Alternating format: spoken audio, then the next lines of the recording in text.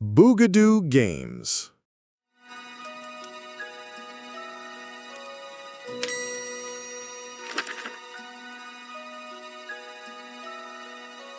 It was the night before Christmas. In a place white and cold, a cute little penguin was out for a stroll, skipping along filled with glee, filled with joy. In his flipper he cradled his favorite toy. Little did the penguin know that on this fateful day, a cold breeze, a gust of wind, would blow his favorite toy away. So he looked and he looked, his beak covered in frost. He looked up from his search and realized, oh no, I am lost.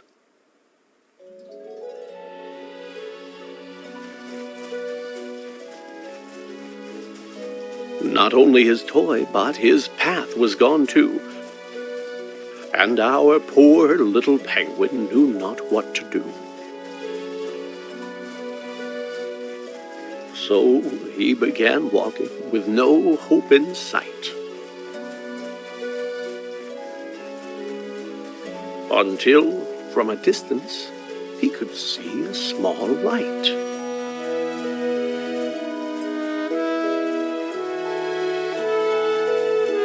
As he moved ever nearer, it was clear 'twas a home. And outside, in the front, he could see a small gnome.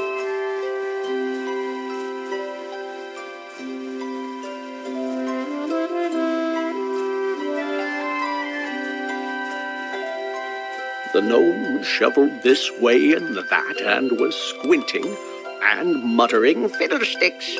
They have gone missing." He dug in the snow as the penguin, quite shy, cleared his cold little throat and said, "Mister, might I ask your help? I don't know where I am. I am lost. I can't find my way through the snow and the frost." The gnome said, "I would like to help you. I would, but my glasses are gone, and my sight isn't good. If I could but find them, if they could be found, then I could assist you. They must be around." "Where did you have them last?" asked the penguin, so cute. The gnome thought and answered, "While gathering fruit. I was out picking berries, and the snow, how it fell. It frosted my lenses. I couldn't see well. I removed them to wipe them, but they slipped from my hand. And now they are gone. So you must understand that were I to guide you, you might go astray. If I can't find my glasses, I can't see the way." The lost little penguin felt sympathy for the sad, sightless gnome, and he set out once more, but instead of attempting to get home in haste, he would look for the glasses the gnome had misplaced.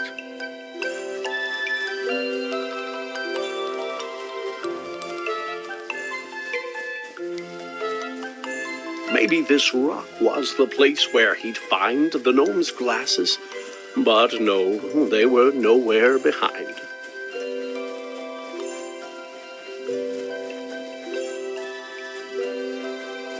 Could the glasses be here on the stump of this tree? They were not, it appeared. Oh, where could they be? The berry bush seemed like a wise place to search. And there, on a branch, like a bird on its perch, sat the glasses, just where they had fallen. And so the penguin retrieved them, and turned back to go.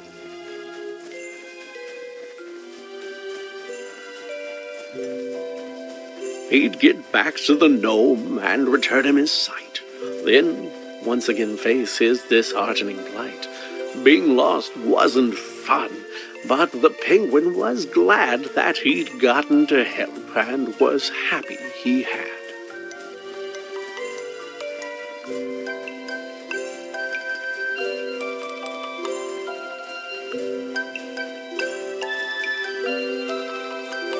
"Why, you found my glasses," the tiny gnome cried. "I can't thank you enough. Will you join me inside?" The penguin said, "Thank you, but no, for I should try to find my way home through this cold, lonely wood." The gnome said, "Oh, yes, you had mentioned before that you knew not the way to your very own door. Well, now that I see, I am happy to say, those candy canes there, they will show you the way."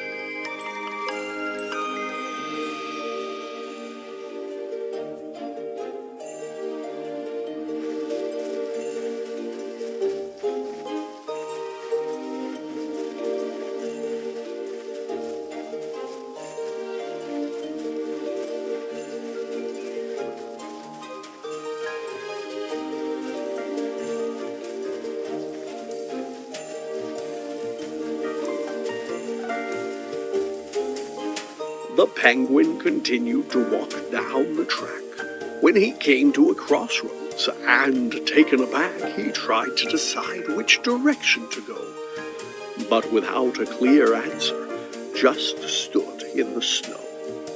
"You look like a guy who's in need of a hand," came a voice, and the penguin did not understand where the voice could have come from, for no one was there, save for 3 mounds of snow piled up in the air. "Down here," said the voice. "Turn those peepers down south.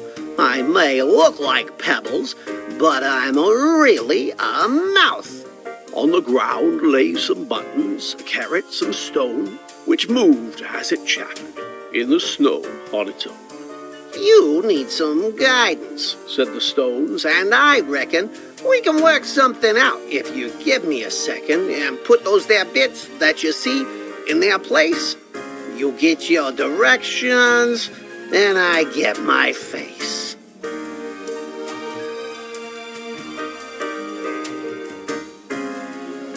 "As a face maker, you've got impressive technique," said the snowman, "and look, now we've both got a beak." "Much better," he said. "This was a good plan. Let me take a good look at you, now that I can."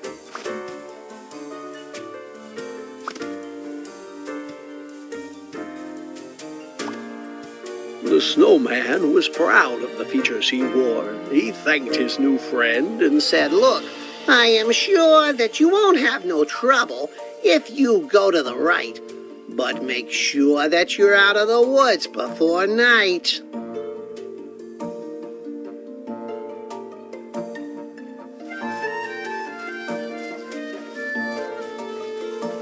The penguin did not stick around, wait, or dawdle, and set off at once, to the right with a waddle. But though he walked on just as fast as he might, soon dusk was upon him, and thereafter came night.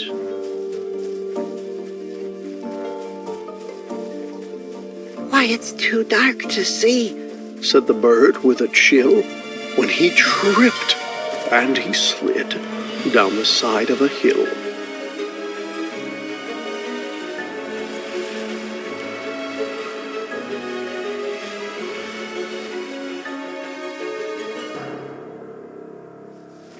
Deep in the woods, in the dark, all alone, frightened and tired and chilled to the bone, the poor little penguin, under stars bright and twinkling, was certain he heard, far away, a light tinkling. Was the sound he heard crickets?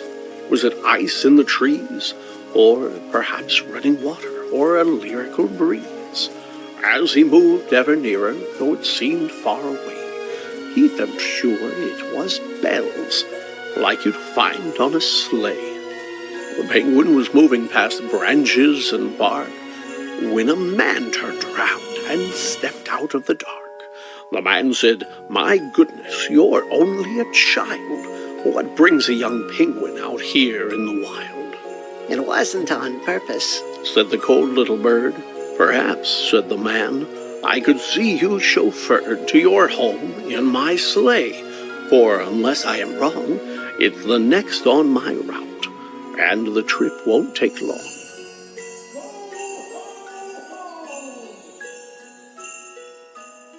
After waving goodbye to the man dressed in red, The penguin was eager to climb into bed. He was glad to be home, but his grief was still there, for his toy remained lost in the cold winter air. But his mama was waiting, with a blanket and tea. There were songs in his heart and bright lights on the tree.